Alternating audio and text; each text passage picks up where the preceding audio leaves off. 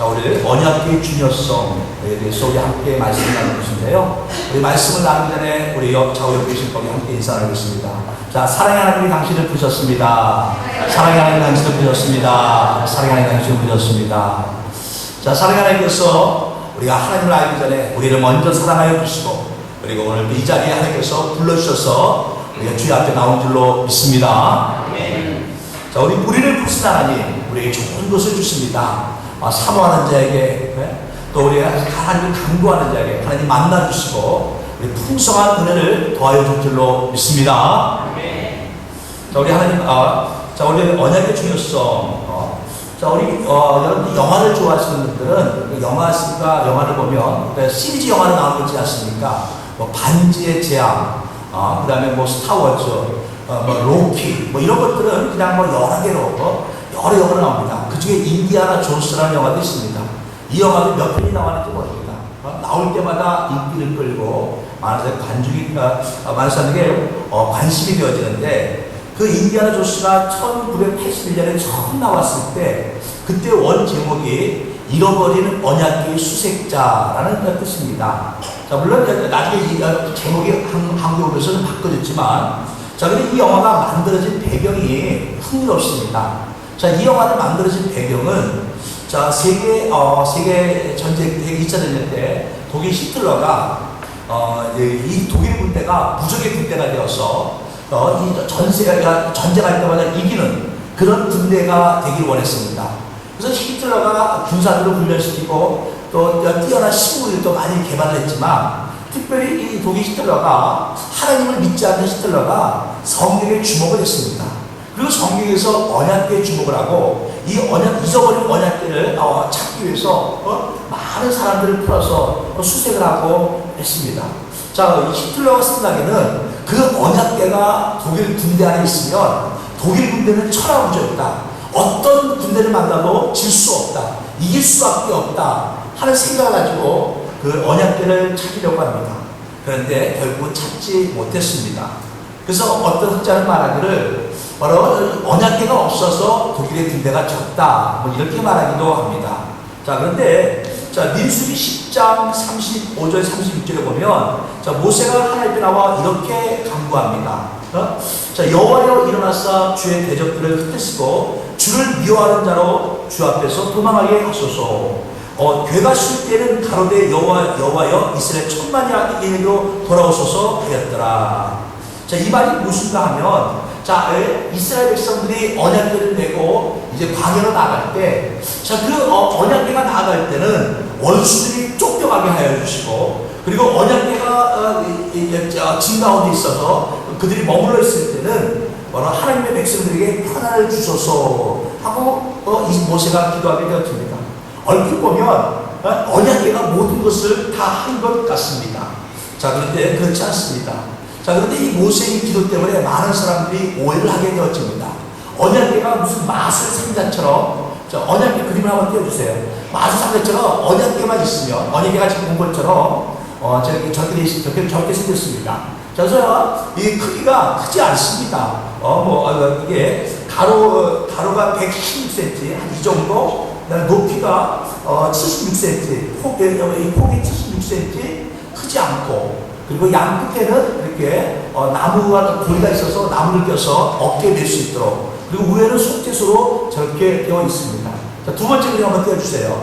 자, 언약궤 또 그저 안에는 제가 이제 여러분들 좀 이해하기 편하게 해서 저 안에는 그 언약궤는 십계명을 담았던 돌판과 그 다음에 아론의 쌍난 지팡이, 그리고 만나게 담았던 항아리가 보관되어 있습니다. 자, 그래서 언약궤 또는 증거궤, 법궤, 뭐 여러 가지 용어로 사용이 되어집니다. 자, 그런데 하나님께서는 이 언약궤가 이스라엘 사람들에게는 모세 시대가 지나고 나서부터 이스라엘 사람들에게는 언약궤는 모든 것을 다 할 수 있다. 언약궤만 있으면 하나님께서 능력이 나타난다. 그렇게 사람들이 착각을 하였습니다. 자, 그래서 이 사무엘 4장에 보게 되어지면, 자, 엘리가 제사장으로 있을 때 이스라엘과 블레셋 가운데 전쟁이 일어납니다. 그랬을 때 이스라엘이 져서 한 4,000명 가량 목숨을 잃게 되어집니다. 자, 그랬을 때 엘리 제사의 불량한 두 아들, 바로 흠니와 비냐스가 바로 실로에들 언약궤를 가지고 전쟁에 나갑니다. 언약궤를 앞서 나가면 반드시 전쟁에 승리한다 하는 잘못된 믿음을 가지고 언약궤를 가지고 나갑니다. 그리고 거기서 또 전쟁에 지게 되어지고 무려 3만 명이 죽고, 그리고 비니아스와 흥리도 그 자리에서 죽임을 당하게 되어집니다. 자, 제가 오늘 이렇게 언약궤에 대해서 이렇게 설명을 하는 것은, 자, 이 많은 사람들이 언약궤에 대해서 잘못 알고 있고, 또 올라오는 신약 시대이기 때문에 언약궤는 그냥 다시 구약에만 있는 것으로 착각을 하고 있기 때문에 그렇습니다. 자, 신약에서 온라인 저와 여러분 시대에서 언약궤가 무엇을 의미하고 있고, 그리고 그것이 왜 중요한 것인에 대해서 함께 말씀을 나누기를 원합니다. 자, 먼저 언약궤의 중요성은 무엇입니까? 첫 번째, 우리 함께 따라하겠습니다. 언약궤는 하나님의 계시의 말씀을 주시는 곳입니다. 자, 오늘 본문 25장 25절에 보면, 거기서 내가 너와 만나고 속죄소 위 곧 증거궤 위에는 두 그룹 사이에서 내가 이스라엘 자손을 위하여 내게 명할 모든 일을 내게 이르리라. 자, 언약궤는 나무 상대를 언약궤라고 얘기하고요, 그 위에 있는 뚜껑을 갖다가 속죄소라고 얘기하고, 그 위에는 천사의 모양을 하는 것을 그룹이라고 얘기합니다. 세 번째 사진 한번 띄워주세요. 세 번째 사진을 보면 좀 이해가 좀 빠를 것 같습니다. 자, 좀 그림이 좀 작아서 잘 안 보이는데, 자, 보시죠? 자, 이게 그룹, 속죄소, 그 다음에 언약, 법궤, 이렇게 되어 있습니다. 자, 제가 말하고자 하는 것은 그 밑에 있는 나무 상자, 즉 언약궤를 얘기하고 있는 것입니다. 자, 하나님께서 이 언약궤를 만들라고 하시고, 그 언약궤를 지성소 안에다가 보관하게 되었습니다. 자, 그리고 그 언약궤에서 하나님께서 모세에게 말합니다. 자, 내가 언약궤 앞에서 너와 만나고, 그리고 내가 이스라엘 자손을 위하여 내게 명할 모든 일을 내게 이루리라 하겠습니다. 즉, 모세에게 하나님께서 말씀하기를, 네가 이 이스라엘 300만 백성을 이끄는데 필요한 지혜를, 이스라엘 300만 다스리는 그 법을 내가 언약궤 앞에서 내게 말해주리라 하나님께서 말씀합니다. 그러니까 언약궤가 왜 중요하냐? 언약궤는 하나님의 계시의 말씀을 듣는 곳이다 하는 것입니다. 당시 지성소 안에는요, 대제사장만 들어갈 수 있었습니다. 자, 그런데 오늘날 예수님께서 십자가 못 박혀 죽으려면, 예수 십자가 못 박혀 죽으실 때 지성소와 성소를 가로막고 있던 휘장이 찢어지게 되어집니다. 휘장이 찢어짐으로 말미암아 이제는 하나님의 백성된 저와 여러분은 누구든지 지성소 앞에 들어갈 수 있게 되어집니다. 쉽게 얘기하면, 과거에는 대제사장만이, 모세만이 언약궤에서 하나님 말씀을 들었다면, 그때는 지금은 저와 여러분 누구든지 언약궤 앞에 나가서 하나님 말씀을 들을 수 있다 하는 것입니다. 자, 여러분 살아가면서 여러분의 집을 여러분 스스로 치려고 하지 마십시오. 인생 가운데 가다가 막히면, 인생 가운데 막히면 하나님 앞에 엎드려 하나님께 구하십시오. 하나님, 내 인생이 막혔습니다. 하나님, 내 길을 내가 이 막힌 것이 무슨 뜻입니까? 하나님 부르짖어 기도하라는 것입니다. 그러면 하나님께서 언약궤 앞에서 말씀을 주신다 하는 것입니다. 자, 오늘 언약궤는 우리가 사람마다 되겠지만, 자, 오늘 언약궤는 하나님 말씀을 듣는 것 교회가 아니겠습니까? 이곳에 와서 우리가 하나님 앞에 기도할 때, 이곳에 하나님 앞에 부르짖을 때, 주의 이름을 나눌 때, 바로 하나님께서 말씀하여 주시는 것입니다. 자, 언약궤의 중요성이 언약궤가 왜 중요합니까? 자, 두 번째로 저희 함께 따르겠습니다. 언약궤는 우리들의 기도를 들어주시는 장소입니다. 자, 여호수아가 여리고성을 무너뜨렸습니다. 자, 이제 모세가 죽고 여호수아가 이스라엘 지도자가 되어서 이스라엘 300만 백성을 이끌고 가나안 땅 향해 들어갑니다. 자, 그리고 언약궤를 앞세워서 바로 요단강이 갈라지게 되어집니다. 제사장들이 언약궤를 메고 나갔을 때 요단강이 갈라지고, 요단강이 갈라진 그것을 건너가면서 이스라엘 백성들은 살기가 춤춰했습니다. 하나님이 우리와 함께한다.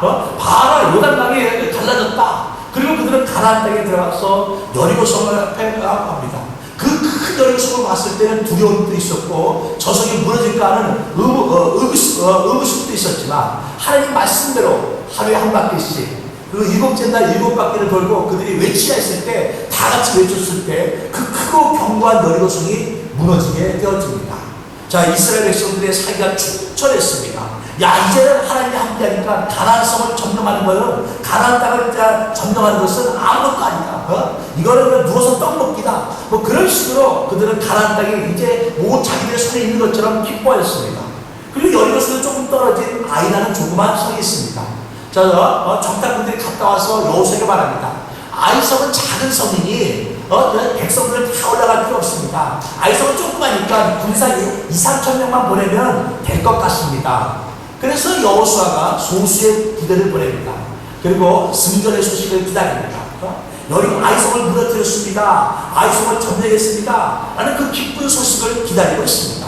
그런데 웬걸 백성들이 쫓겨옵니다. 쫓겨오고 36명쯤 죽었더라 성경은 얘기합니다. 아이성에서 패한 겁니다. 36명이 죽은 것이 중요한 것이 아니라 바로 질 수 없는 전쟁에서 졌기 때문에 바로 그들의 충격이 컸다는 것입니다. 그래서 질 수 없는 경기에 졌기 때문에 충격이 크고 바로 이스라엘 백성들이 하나님이 우리를 떠났는가? 하나님이 우리와 함께하지 않는 것인가? 하나님께서 우리를 지켜주지 않는 것인가? 하고 그들이 우왕좌왕하게 되어집니다. 그랬을 때 여호수아 7장 6절에 보게 되어지면 우리 여호수아 7장 6절의 말씀을 우리 함께 읽겠습니다. 시작. 여호수아가 옷을 찢고 이스라엘 장로들과 함께 여호와 그 앞에서 땅에 엎드려 머리에 티끌을 뒤집어 쓰고 저물도록 있다가 원래 7장 6절서부터 15절까지인데 제가 6절 한 절 말씀만 읽었습니다. 여호수아가 옷을 찢고 이스라엘 장로들과 함께 바로 여호와의 그 앞에서 바로 언약궤 그 앞에서 하나님께 하나님께 엎드려 머리에 티끌을 뒤집어 쓰고 그리고 저녁에 해가 질 때까지 있었다는 것입니다. 그리고 7절에 보면 여호수아가 이렇게 하나님께 말합니다. 이르되 슬프도소이다. 주 여호와여 어찌하여 이 백성을 인도하여 요단을 건너게 하시고 우리를 아모리 사람의 손에 넘겨 멸망시키려 하셨나이까. 여호수아가 하나님 어떻게 우리를 이곳을 이끌어서 우리를 아모리 사람의 손에 죽게 하려고 하시려고 합니까? 하면서 하나님 앞에 통곡을 하며 하나님 앞에 하소연을 하며 하나님 앞에 나와 기도합니다.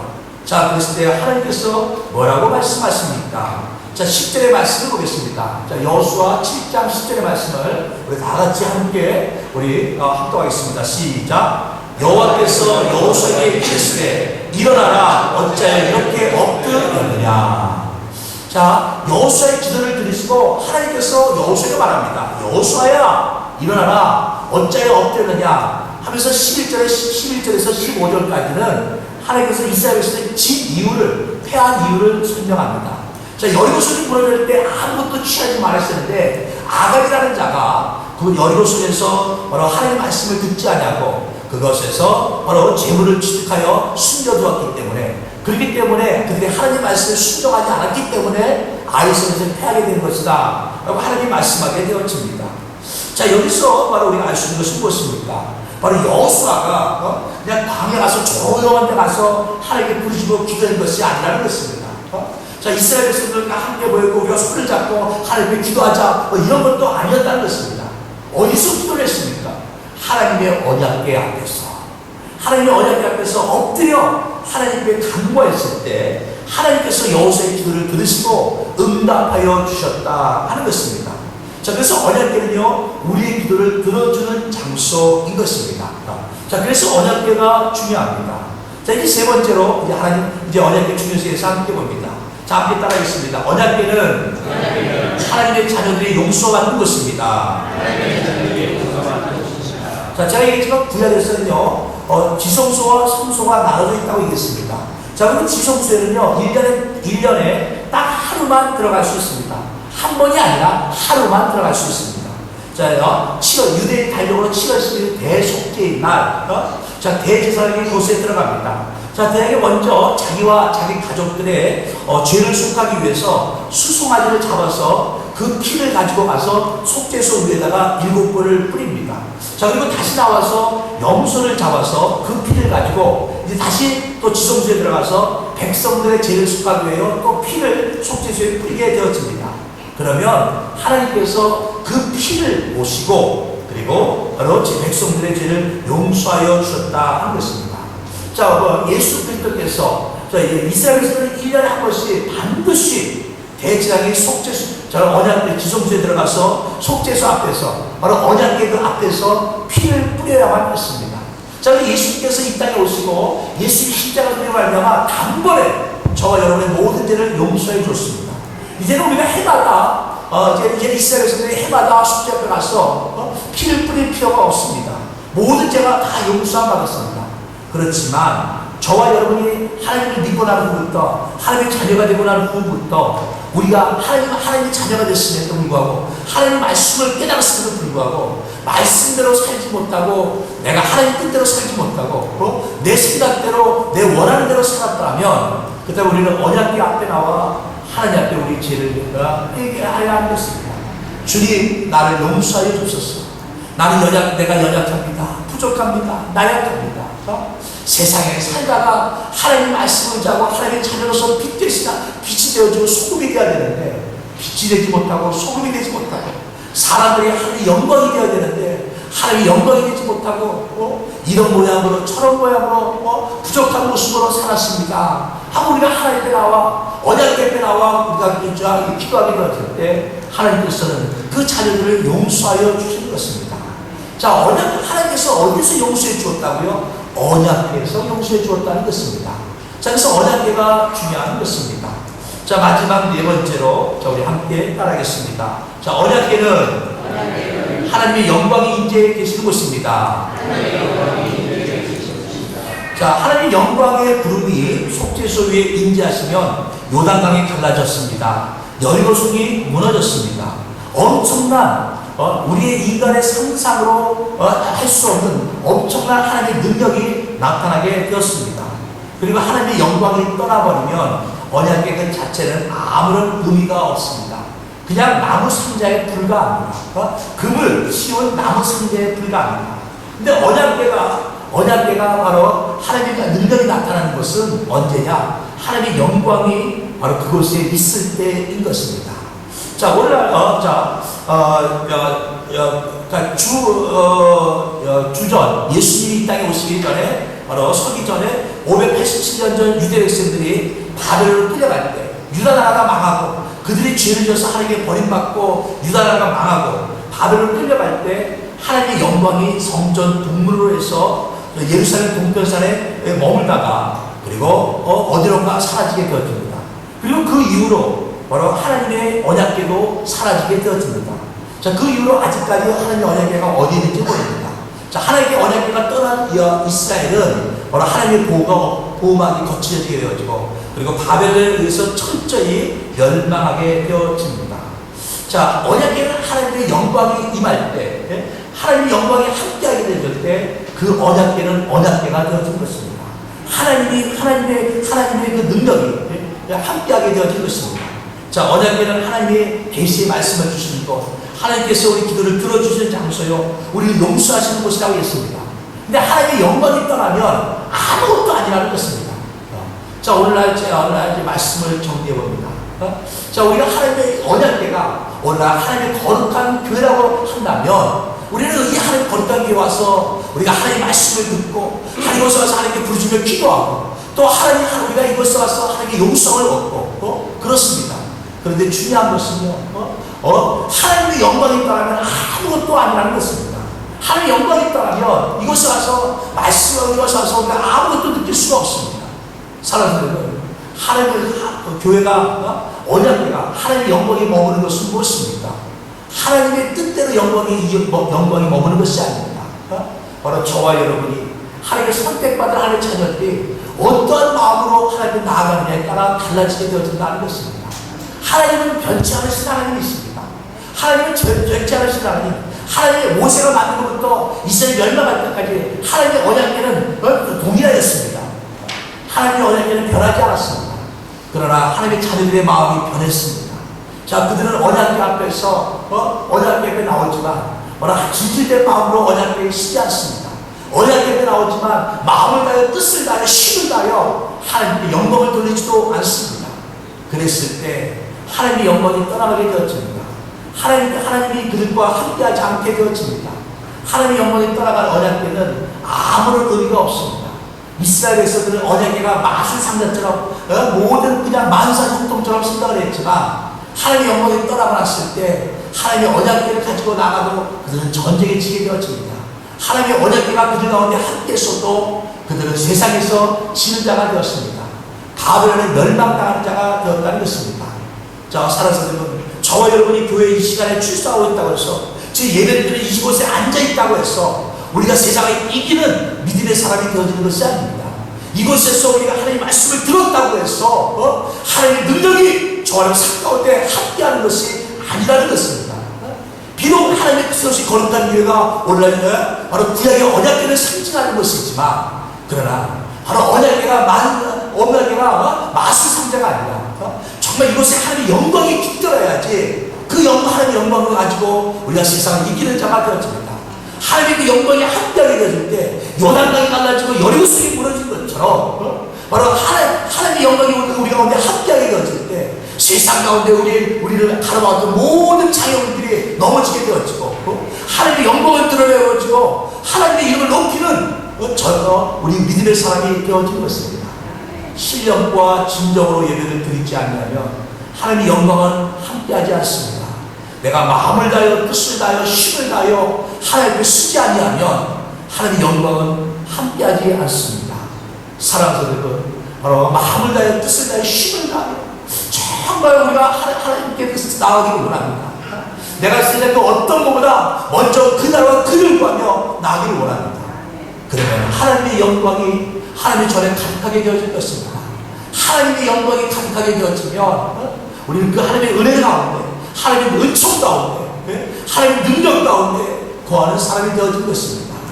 저와 여러분은 이 땅에 할 수 없는 것이 너무나 많지만 하나님이 함께 하신다면, 하나님의 능력이 우리 가운데 임하게 되어진다면 우리 앞길 가운데 가로막는 어떤 장애물도 우리는 뛰어넘을 수 있게 되어집니다. 우리 삶 가운데 가로막는 그 어떤 것도 우리는 우리 또 어떤 문제라 할지라도 우리 능히 그 문제를 이기고 나아갈 수 있는 믿음의 사람이 되어지는 것입니다. 우리 바로 하나님의 언약궤, 이 하나님의 거룩한 전에 하나님의 영광이 가득하기 위해서 늘 진실된 마음으로 주 앞에 나아가고 우리 주님을 섬기는 저와 여러분, 마음을 다하여 뜻을 다하여 힘을 다하여 하나님을 섬기는 저와 여러분 되시기를 주의 이름으로 축원합니다. 축원합니다.